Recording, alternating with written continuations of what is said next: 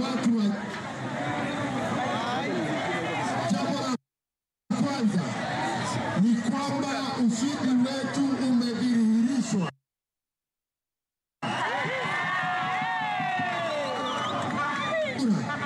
Tulimpatia Deputy President William Samoei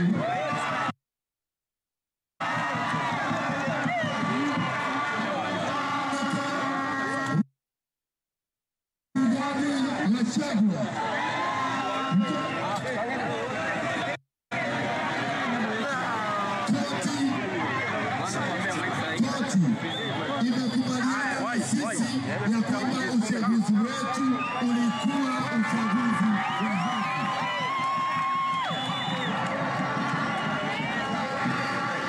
Na sasa jeni tunawaambia mwanze kujitayarisha.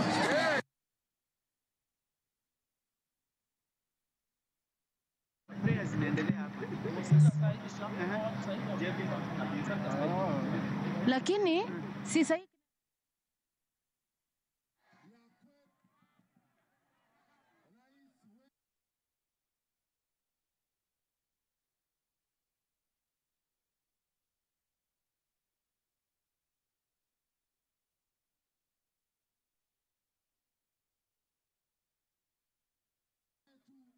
Na naibu wake wa waziri.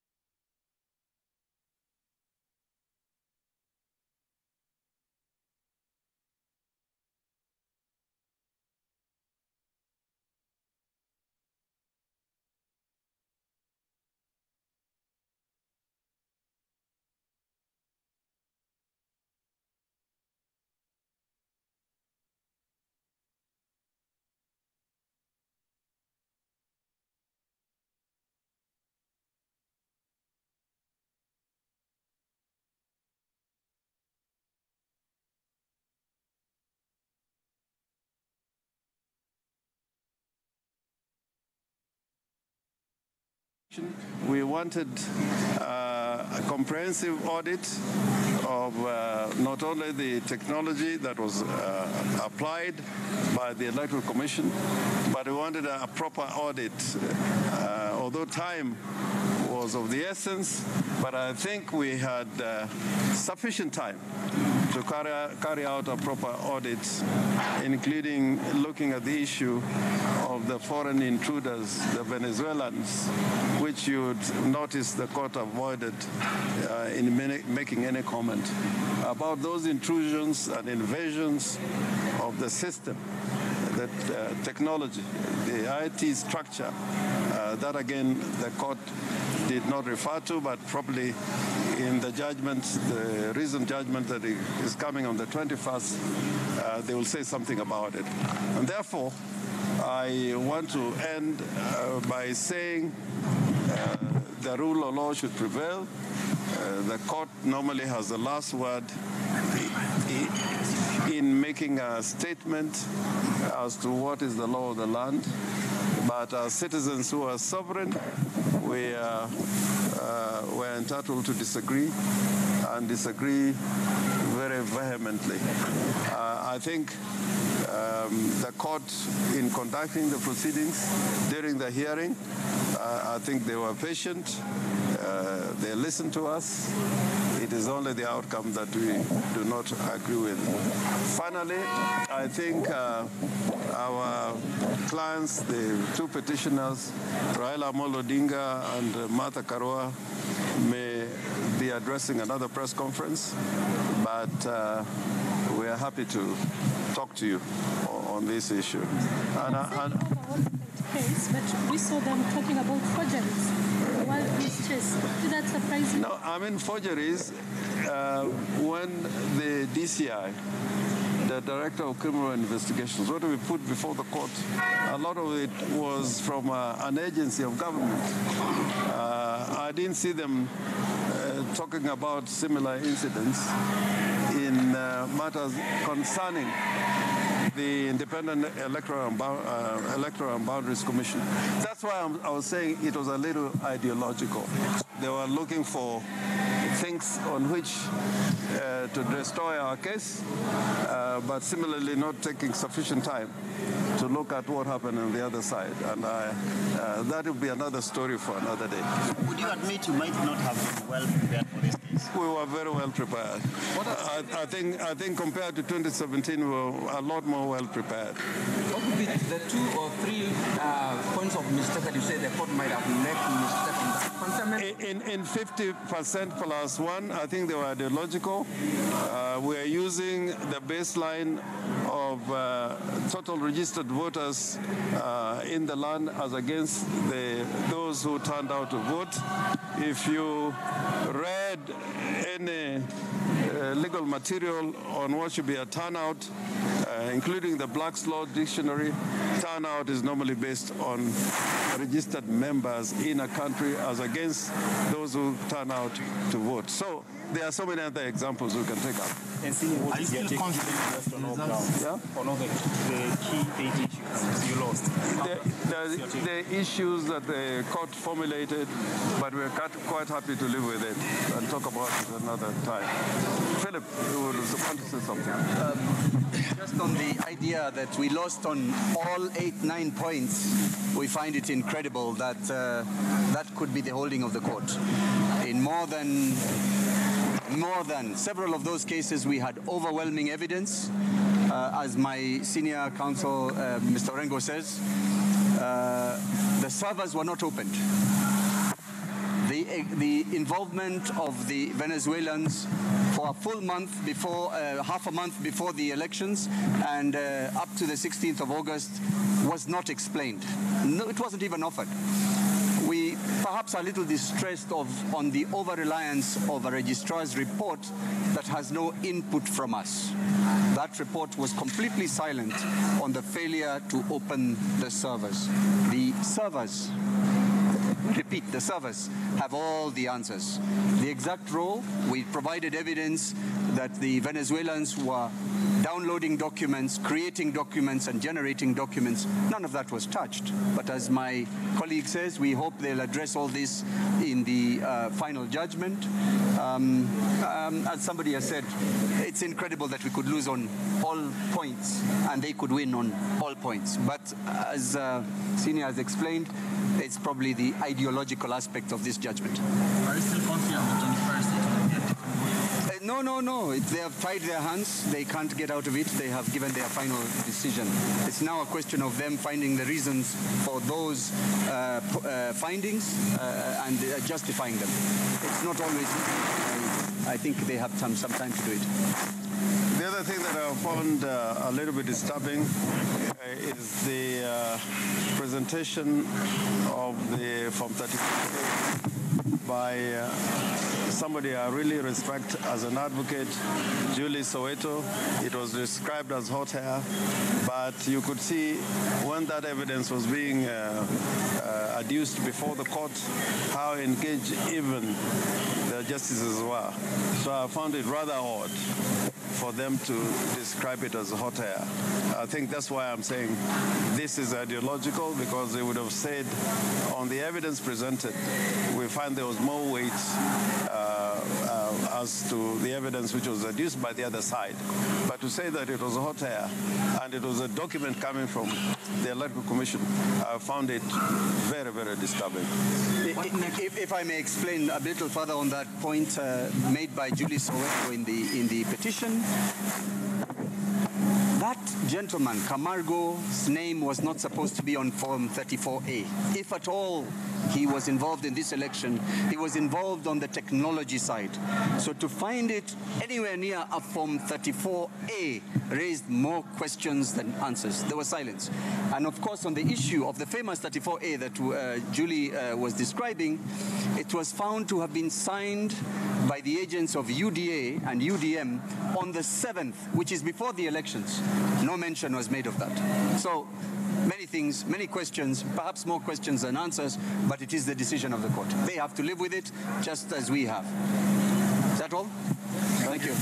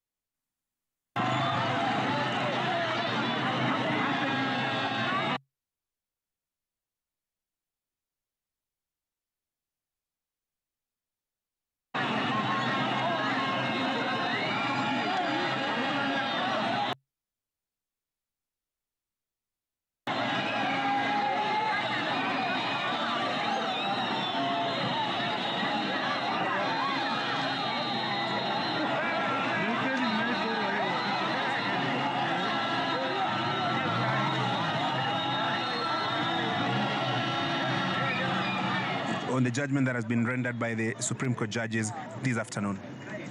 The correct way of appreciating law, which is always look for the evidence, compare the evidence against the allegation. You come up with something like staging and dumping. It's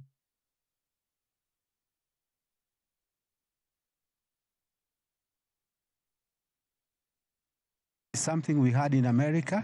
How is it done? Ours is a manual process.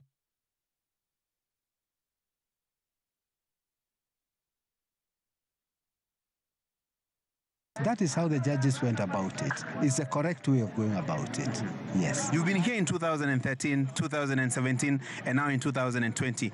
In your appreciation of the processes by the Supreme Court, what would you say?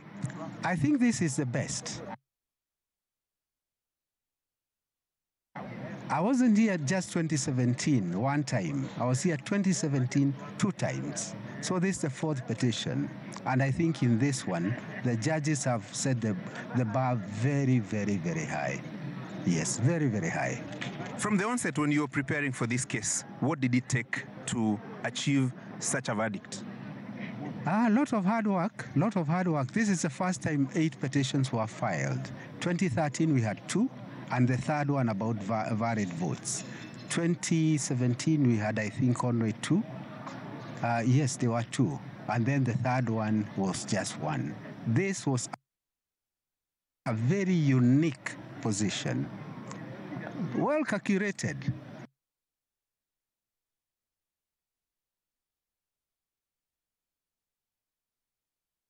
By 8 petitioners, of course, as you heard the judges saying, 1 primary and the others were proxy. Yes. Now, lastly, lessons learned, especially in how our elections are conducted in this country. What would you say is the biggest or the 2 biggest lessons from the verdict rendered this afternoon? One is that lawyers should not over-exaggerate or over-dramatize things. Lawyers should be what they are supposed to be rather more calculating, do not have theories that you can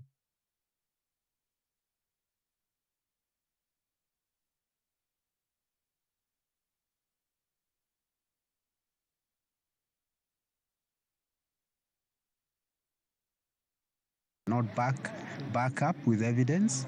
And the second theory, the next lesson is politicians ought to now accept defeat. You don't need to come to Supreme Court. Yes, accept the defeat. Yes, accept the victory, accept defeat.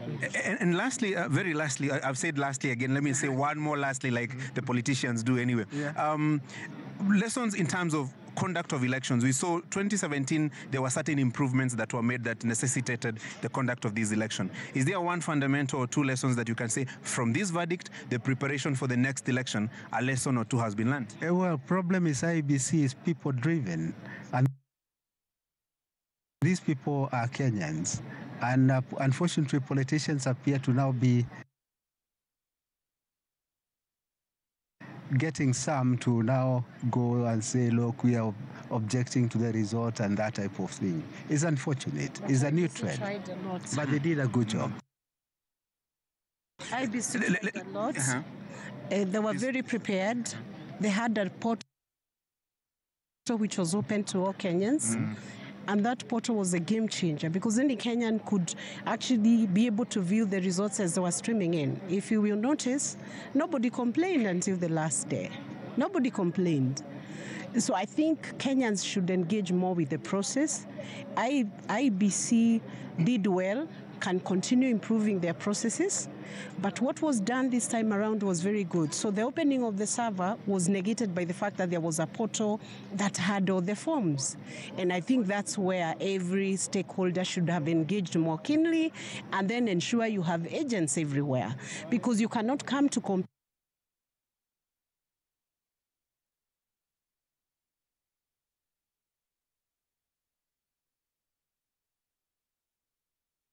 and expect the court to be your agent or expect IBC to be your agent.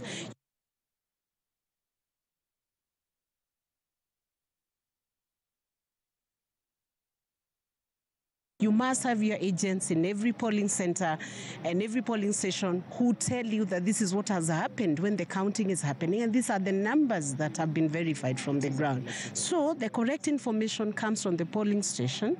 As the counting is happening, let the agent witness every process of the electoral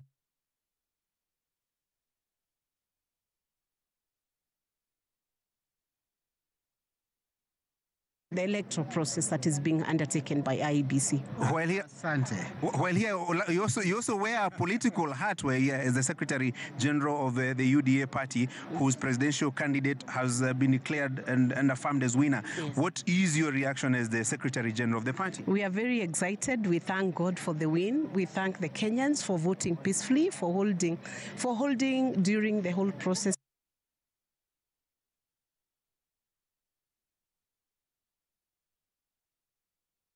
in a very peaceful fashion, and we thank all the Kenyans who participated in the election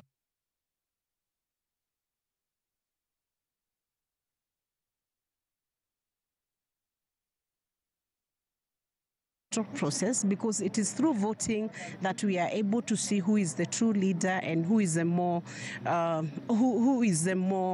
endorsed leader by the Kenyans. So I would say Kenyans have done their part, the court has done its part. Now it's time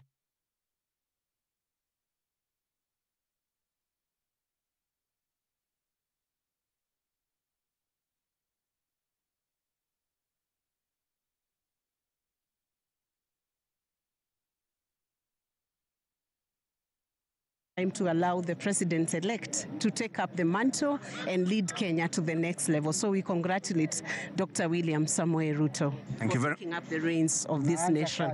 Sasa kazi ianze. Asante. Professor Kimuda. Tumemaliza. But huwezi kosa kitu cha kusema as a veteran of these processes.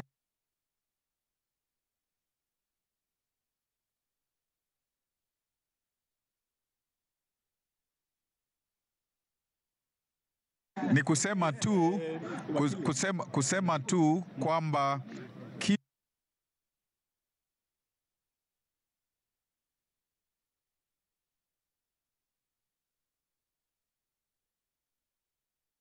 kila mtu amekuja kotini alisema kwamba yeye atakubali koti imesema nini. Kwa hivyo koti imeamua na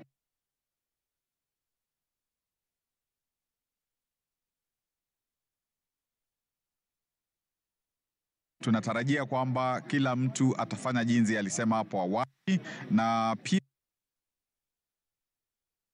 kuzungumza na Wakenya wenzetu, tuelezane kwamba mambo ya uchaguzi sasa imeisha, na kwa hivyo sasa tuende kazi.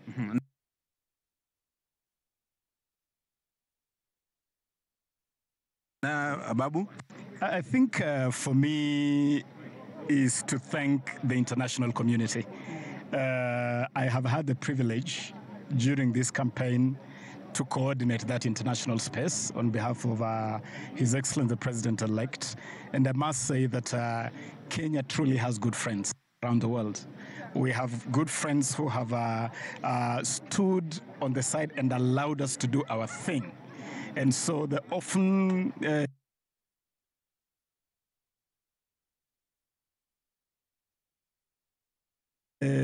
stated complaint of interference from beyond has really not been an issue here. And even in cases where we have had observers, and we have had observers from all corners, we have had observers from the AU, from the ESC, from COMESA, from IGAD, from the EU, from all over the place. They have conducted themselves with decorum and within the bounds of the rules of allowing us to do our thing.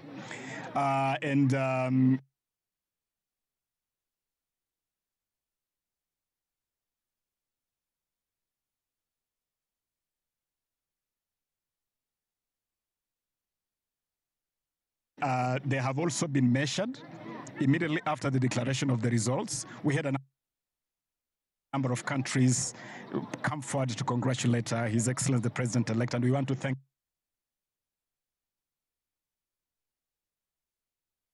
them for that. And for those who have been waiting for this process, we thank them too, because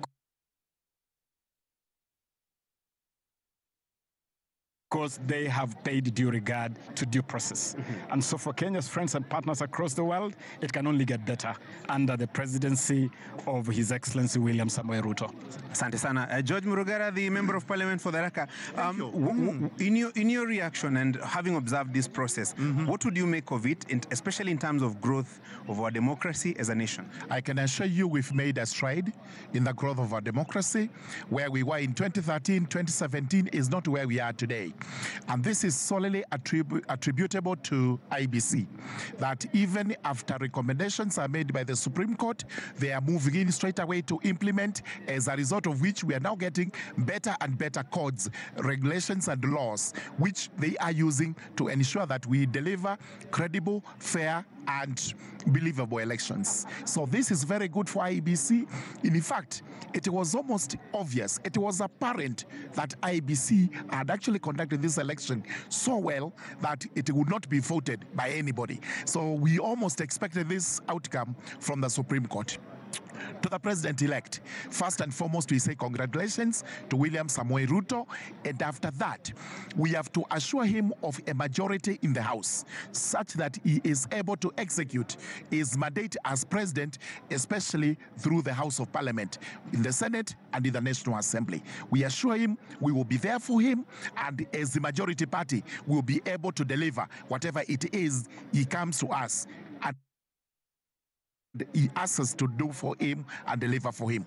Of course, with the usual checks and balances, we must always be ready to check the executive for the sake of the people of Kenya. Asante sana. Let me now hand over to Yvonne in studio. Yvonne, those are the reactions from the legal team that was representing William Ruto, President-elect.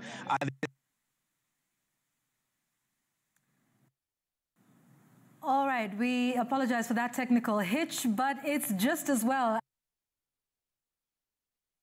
after Francis Gashuri, who is at the Milimani Law Courts, getting reactions from various members of the legal team of the IEBC and President-elect William Ruto there.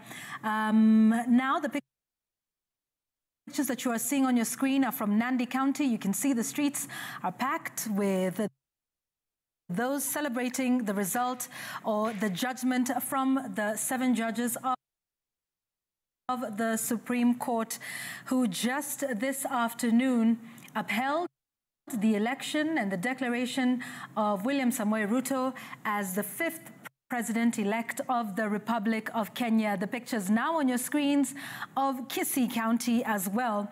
That is what happened just a short while ago, where the Supreme Court, like we've said, upheld the election of William Ruto as the 5th President-elect, and of course ordering that all parties would bear their own costs. And that decision by the Supreme Court was unanimous in upholding the election of President-elect William Ruto. And of course, this paves way for the swearing-in that is set to take place next week, and also coincides with the National Assembly and the Senate that have now had their first sittings gazetted for the 8th of September. And so things starting to move in that direction, away from the elections and now onto the processes that come afterwards. I just want to recap some of the reactions from some of those. We've seen Ababu Namwamba, who was part of the legal team of William Samoei Ruto.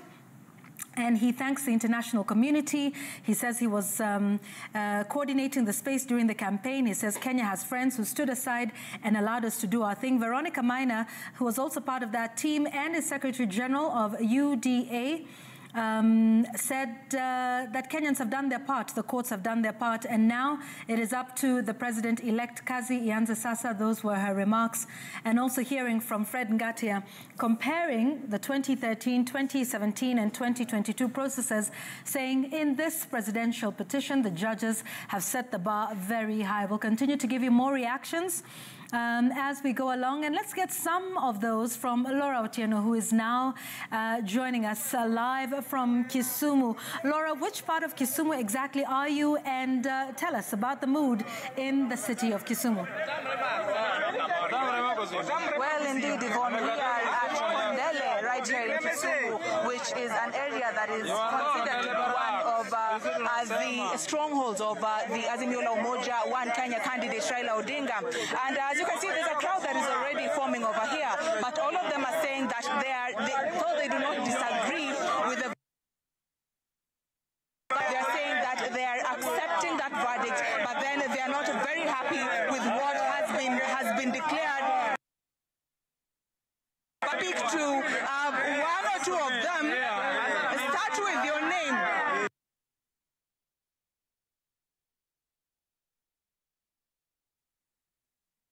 Of the verdict that has been issued by the Supreme Court a few minutes ago. Okay, mimi naitwa Javano Doda, lakini koti ya leo wameniangusha zaidi. Baba tafadhali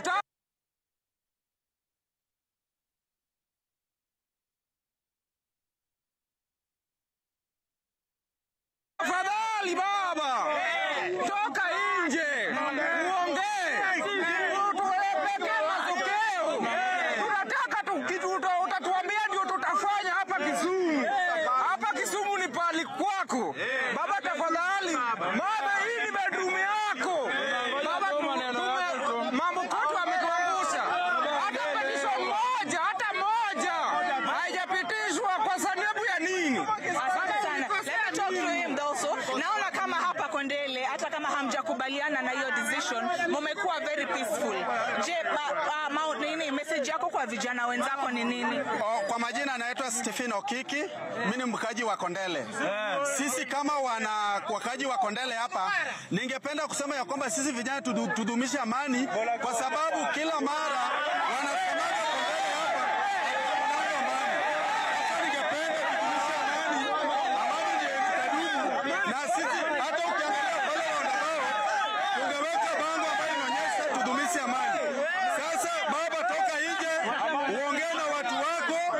utuambie jinsi ambavyo mwelekeo ambao utachukua kama wewe baba yetu, kwa sababu hii ni bedroom yako, na sisi tumeamua ya kwamba tutadumisha amani hapa Kondele na kuna mwenye jaribu kasi ya mwenzake. Asante. Haya, shukrani sana. Let me just take one more person. Anza na jina, alafu useme maoni yako kama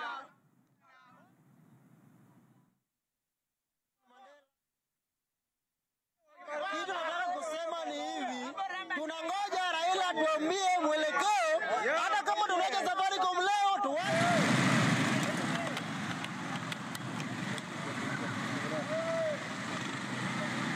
Kondele, and of course we've been moving to different places across Kisumu town to assess what the mood looks like. But currently the Kisumu CBD is very peaceful. Other outlying areas of Kisumu as well have recorded no major incidences. So of course we will be moving around and bringing you up to speed with the reactions of Kisumu residents concerning the... All right, so those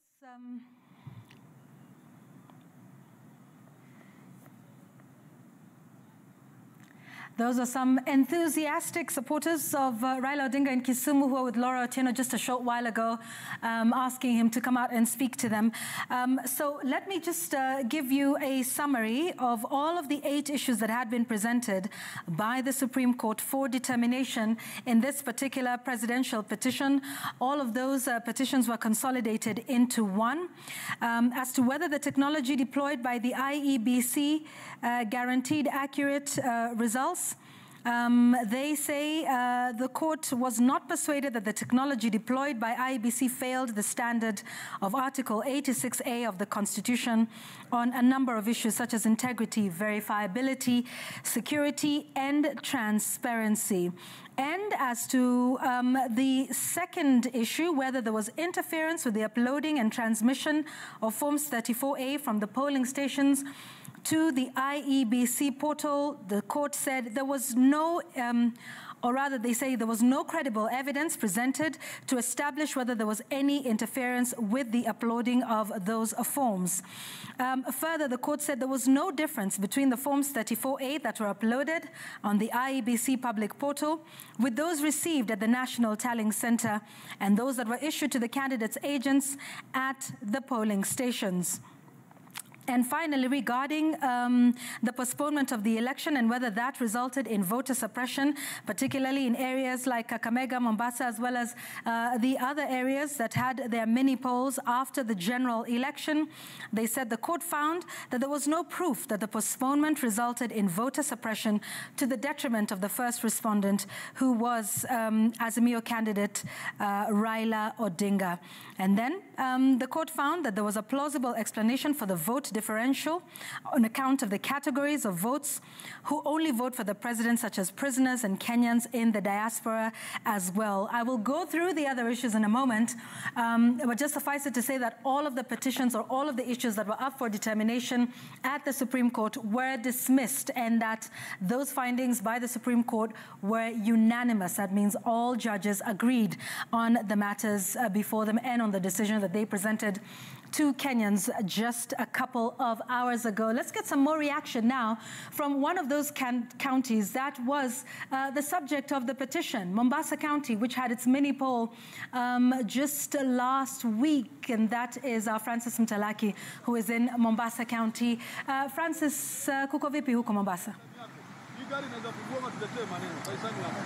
Asante sana Yvonne, ni kwamba katika kaunti ya Mombasa, ambapo ilikuwa ni mojawapo ya kaunti ambazo zilikuwa zimeangaziwa kuhusiana na kesi hii ya mahakama ya upeo ambayo imetupiliwa mbali. Kwa sasa taswira inaonekana kwamba kila mmoja anaendelea na shughuli zake. Kwa mfano, hapa tulipo katika mzunguko wa barabara ya Digo na barabara inayoelekea katika barabara ya Moi pamoja na barabara ya Nkrumah na ile inaelekea katika maeneo ya Feri, unaona kwamba kama ni uchukuzi unaendelea, biashara zinaendelea sawa. Wale wa Kenya, wakazi wa kaunti hii ya Mombasa, pia wanaendelea na shughuli zao.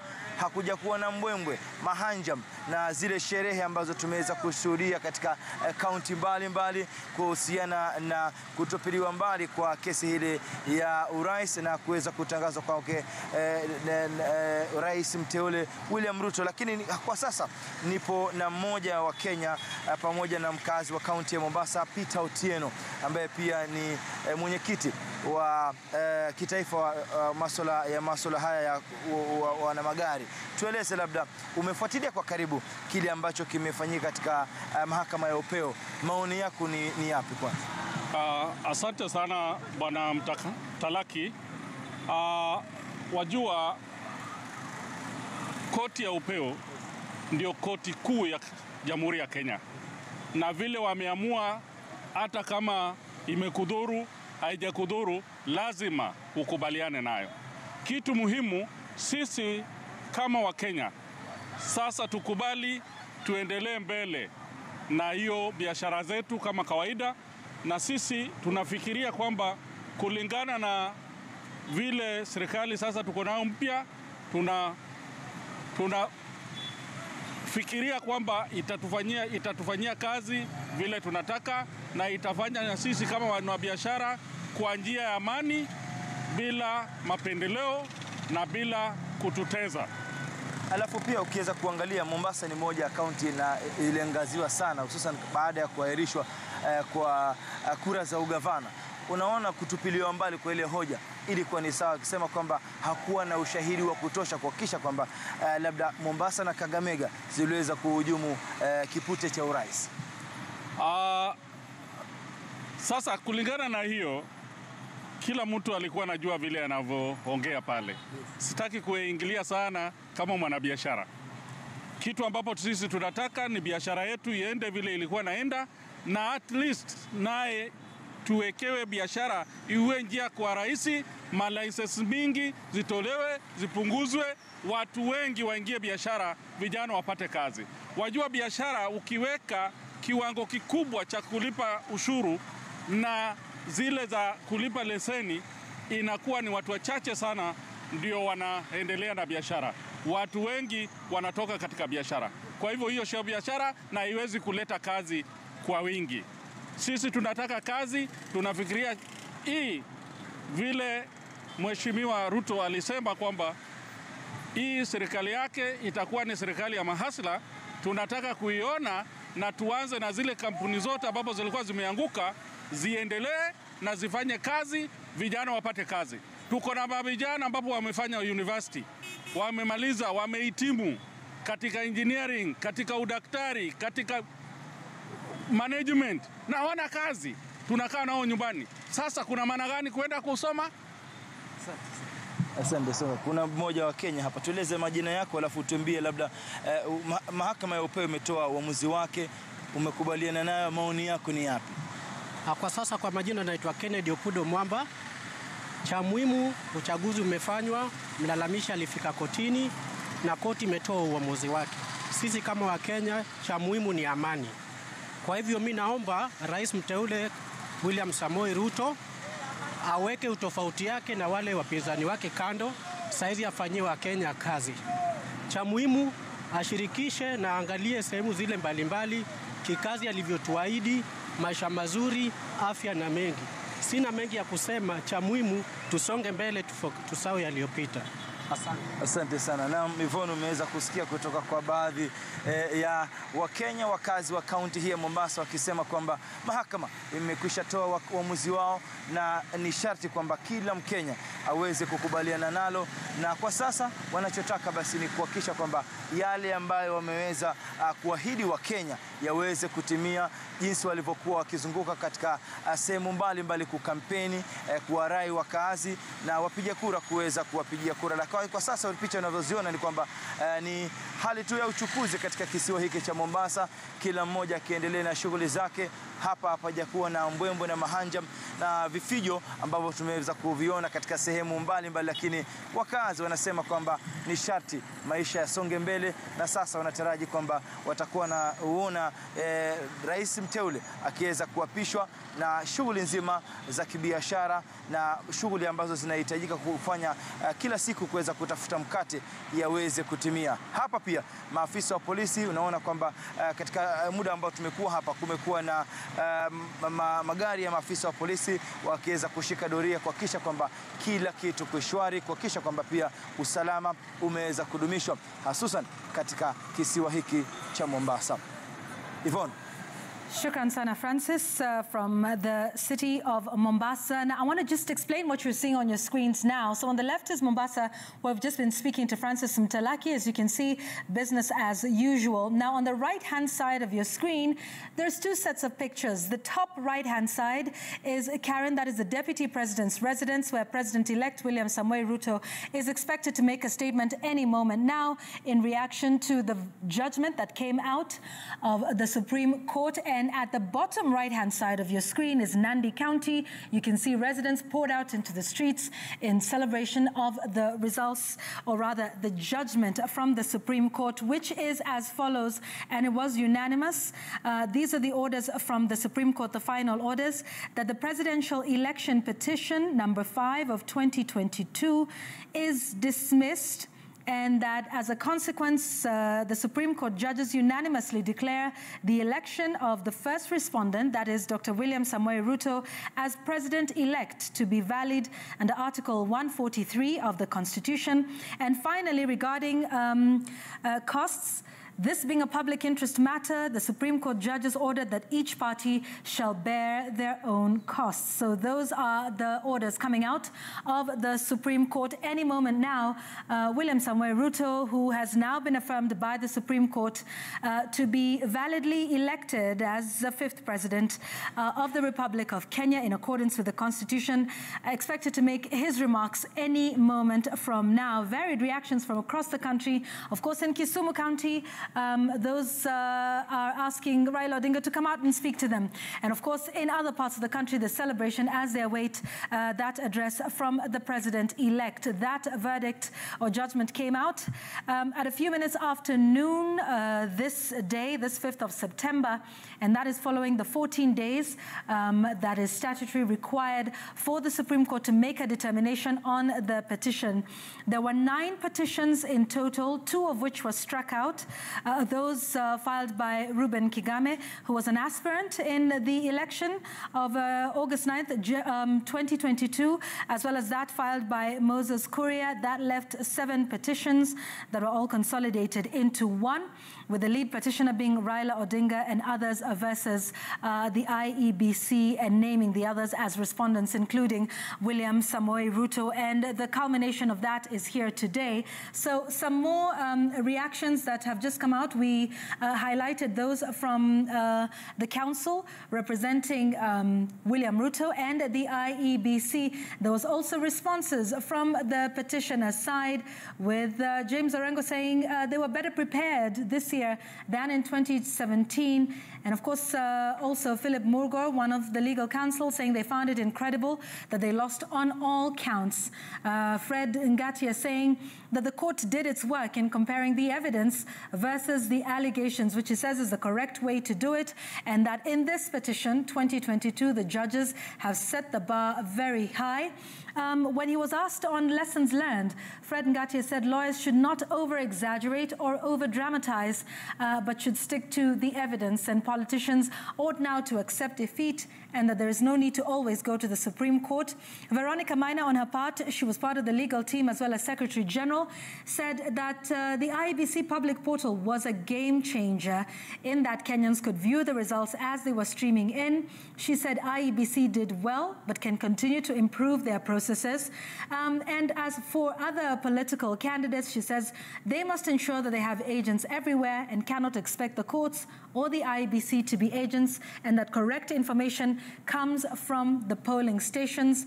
She went on to thank Kenyans for the win and for the peaceful manner in which they have conducted themselves as they awaited the final judgment and orders from the Supreme Court. She says Kenyans have done their part, the courts have done their part, and now it is up to the president-elect, whom she congratulated, saying the work starts now. Kivutha Kibwana, who just recently crossed over to the Kenya Kwanza camp, urged all of those who participated in this to abide by the court decision as they had stated they would. And he says the election is over and it's now time to get to work. And of course, that statement that we are expecting any moment now from President-elect William Ruto should be happening. That's the picture you're seeing on the right-hand side of your screen, as from the Deputy President's residence in Karen. And from where he will shortly or soon be moving from that residence and to State House. That is following the swearing in that, according to law, will be coming 7 days, the first Tuesday, 7 days after the final declaration and after the Supreme Court judgment that was rendered just this afternoon. So those are the pictures that you're seeing on your screen. We want to get some more reaction now, do we? from Kisii County.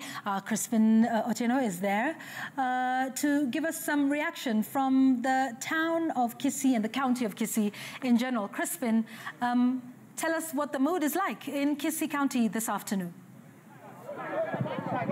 Well, Yvonne, we are coming to you live from Kisii town center, and immediately after the Apex Court rendered its verdict on the petition filed before it, we've seen a celebration across Kisii town, especially from Kenya Kwanza faction. You remember Kisii country is always known as a mixed bag of supporters across political divide. And as you can just see behind me, these are some of the supporters who are already gathered around Capitol roundabout. I just want to speak to some of them. Tuambie unaitwa nani, and then tuambie kutokana na maamuzi ya mahakama, maoni yako ni yapi? Kwa majina naitwa Elijah Nyang'au. Kwanza tunarudishia mahakama kuu asante kwa ku make this judgment. Sisi kama Wakisii haswa residents wa Kisii tuko na furaha sana na tunarudishia serikali yetu iye inakuja. Asante, mtuongoze vizuri, na we are very, very, very happy for the decision that has been made. We thank you very much. Umeridhika na maoni ya mahakama ya upeo? Maoni ya mahakama, mimi I want to support the maoni ya mahakama kabisa, kwa sababu hiyo ni maoni ambayo inaofaa katika Kenya yetu, na sisi kama Wakenya tumefurahia ya kwamba hii ndio amemeki amani. Tungerudi tena kama mara ya pili kurudia hii uchaguzi, ingekuwa ni kurudisha Kenya kwa umaskini. So tumefurahia kwa hiyo maoni ambayo mahakama ambayo imetoa siku ya leo. Asante sana. Hebu mzee tuambie maoni yako ni yapi? Je, umeridhishwa na jinsi ambavyo mahakama imetoa maamuzi yake? Mimi kwa majina ni Samuel Mose Borura. Mimi napongeza mahakama vile imefanya, kazi imefanya ni nzuri. Sisi tunapongeza. Kama mimi mkaaji wa Kisii, tungekuwa tunangojea haya, lakini Mungu amefanya maajabu. Nashukuru sana.